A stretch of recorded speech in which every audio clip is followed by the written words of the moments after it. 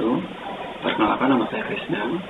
Dalam kesempatan kali ini saya akan melanjutkan materi praktikum pemrograman berorientasi objek dengan materi pembahasan polimorfis.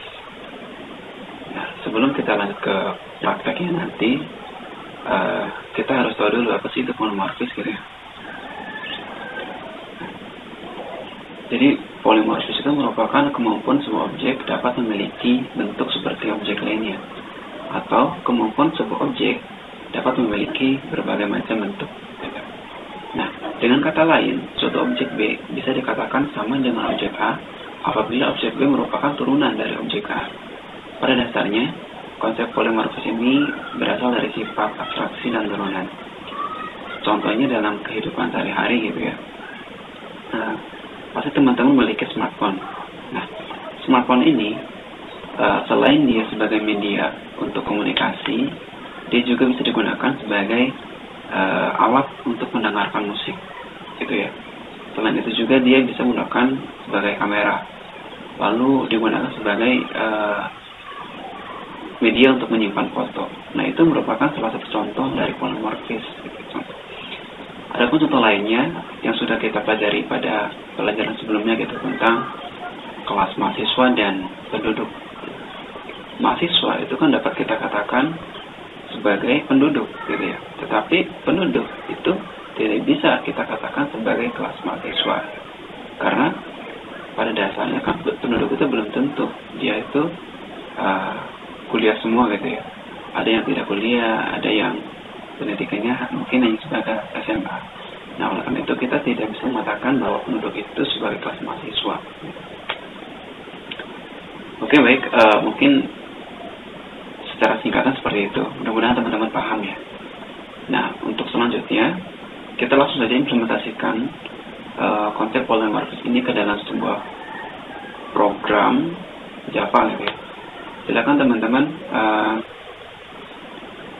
buka aplikasi NetBeans IDE-nya.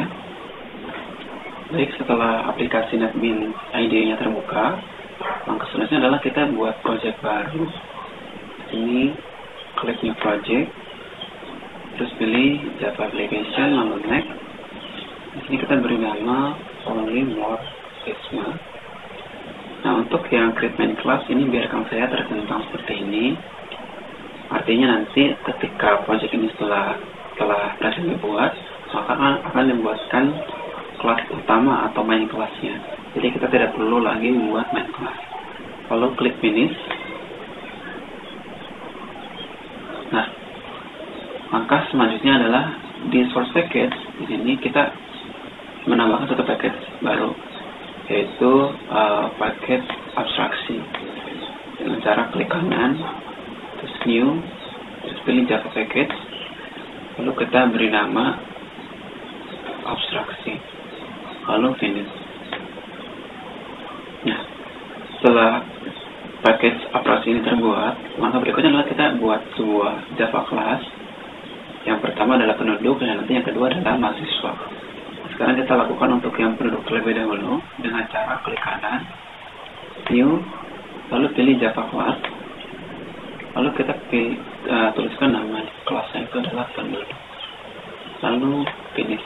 Nah, setelah itu silakan teman-teman ketikkan script starter di bawah seperti berikutnya.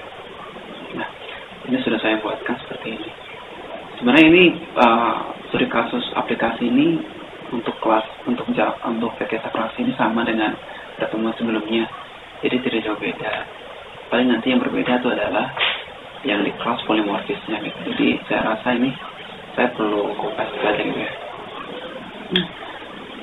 Ini saya sedikit jelaskan untuk di kelas penduduk ini. Pertama kita bikin dua properti, yaitu nama dan minimum favorit.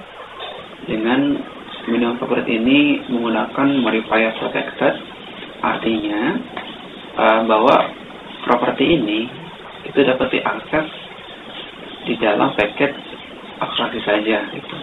Nanti untuk yang paket lain itu tidak bisa mengakses properti minuman favorit ini. Berikutnya kita membuat sebuah metode yaitu metode minuman dan makanan. Nah, langkah berikutnya adalah kita bikin Java kelas yang kedua, yaitu mahasiswa.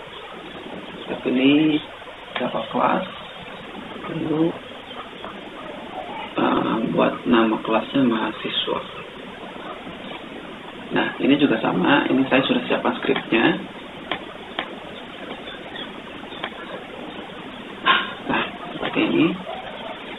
Saya jelaskan sedikit untuk kelas mahasiswa. Jadi kelas mahasiswa ini ada tambahan extend penduduk. Artinya mahasiswa ini merupakan turunan dari kelas penduduk. Nah, mungkin teman-teman udah paham ya terkait turunan atau inheritance di praktikum sebelumnya gitu. Jadi saya nggak perlu terlalu detail.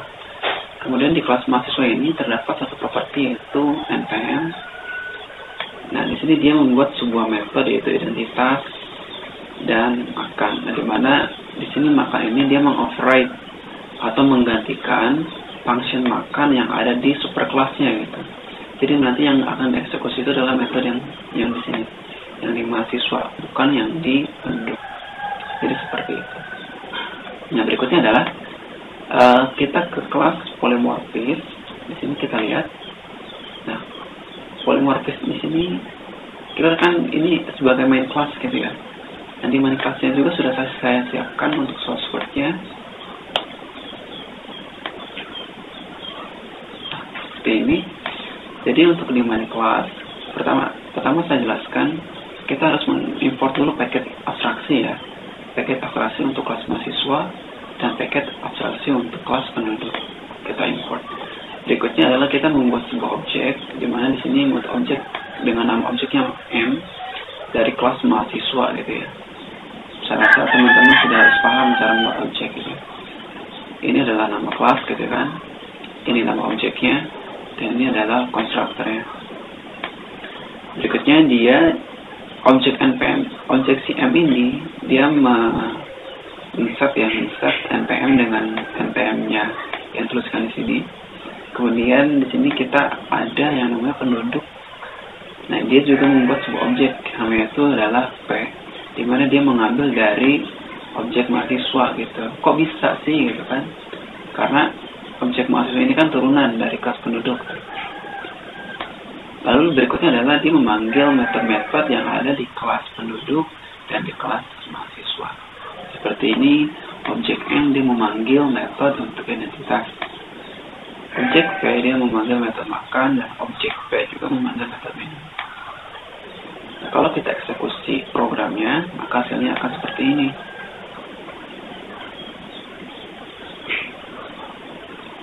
Oke, nah, jadi seperti ini ya. Nama labcom npm-nya sekian, nasi, ayam, dan ikan. Mungkin itu aja ya untuk materi kali ini. Semoga teman-teman semuanya paham. Kurang lebihnya nanti bisa ditanyakan di sesi praktikum. Oke, sekian dari saya. Kurang lebihnya mohon maaf. Assalamualaikum warahmatullahi wabarakatuh.